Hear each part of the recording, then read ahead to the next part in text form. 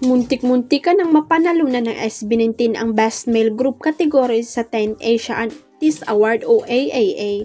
Kaunti lang naman kasi ang lamang na sa kanila ng South Korean boy band na Stray Kids na siyang nagkamit ng pinakamataas na boto sa official online voting.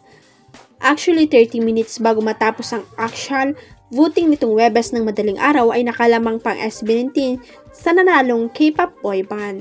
Base sa trending photo sa X, 935 votes o 33.86 ang nakuha ng mga malima ilang minuto bago matapos ang actual online voting, samantalang 686,066 o 32.58 ang naipong boto para sa Stray Kids.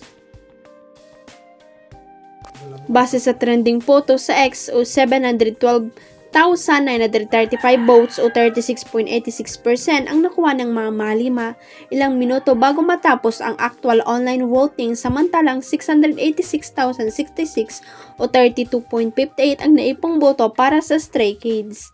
Lamang pa ang grupo ni Estelle Adjero, Pablo Nasi, Josh Cullen, Ken Soson at Justin DeJos ng 26,869 o 1.28. Kaya ganoon na lamang ang pagkadismaya ng mga abanger ng mga fan na gumastos sa pagboto at nagpakapuyat para lang maipanalo ang payas nilang P-Pop Kings. Buong puso namang tinanggap ng fans ng grupo ang kanilang pagkatalo sa botohan. Ika nga, they did their best but their best is not enough. Parehong naniniwala ang magka-love team na sina Francine Diaz at Seth Fidelin na totoo ang konsepto ng usog at tawas. Kahit maituturing ng mga Janse, bukas na bukas ang isip at puso ng dalawang kapamilya star sa mga ganitong uri ng lumang kapaniwalaan na nagsimula pa sa ating mga ninuno. Ayon kina Seth at Francine, personal nilang naranasan ng tinawag na usog at ang karaniwang panggagamot ng mga albularyo sa pamamagitan ng pagtatawas.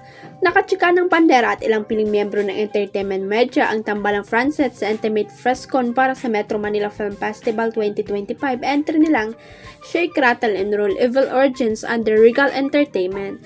Kwento ni Francine, palagi raw siyang nauusog nung bata pa siya, kaya naman may mga pagkakataon na madalas siyang pinatatawas ng nanay niya. Nagtataka nga raw siya kung bakit may mga kakaiba siyang nararamdaman kahit wala naman siyang sakit. Kaya naman ang paniwala ng kanyang pamilya ay nausog siya at kapag napatawas na siya ay bigla na lamang siyang gumagaling na parang nagdahilan lang. Kwento naman ni Seth, noong bata siya habang naglalaro ay umakyat daw siya ng puno at nalaglag. Bumagsak daw siya sa lupa at nagkasugat-sugat. Ilang araw daw tumagal ang sakit ng kanyang katawan at hindi rin gumagaling ang mga natamong sugat mula sa pagkahulog sa puno. Kasunod nito, nagdesisyon na ang pamilya na naipatawas siya at doon nga nalaman na may elemento na umano'y nagtrip sa kanya na nagmula sa punong inakyat niya.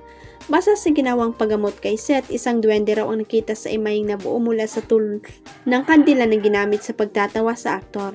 Hanggang sa gumaling din si Seth makalipas ang ilang araw. Samantala, matinding challenge rin ang hinarap na Seth at Francine sa shooting ng Shake, Rattle and Roll Evil Origins.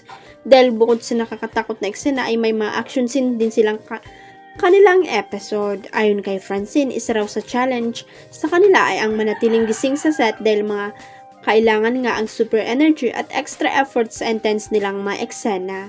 Gagampanan ni Francine sa 2025 episode ang karakter na Faye, ang only child ng struggling caterers na sina Bano played by Alexa Calea at Malena ginaganampanan ni Nilin Reynes. Seth portrays yan the illegitimate son naman ng town governor. Sa kabila ng kanyang confidence at charismatic na aura, he concealed a deep loneliness by indulging in privileged social event and fleeting relationships. Huwag kalimutang i-click ang subscribe button at i-ring ang notification bell para sa latest at legit chika updates.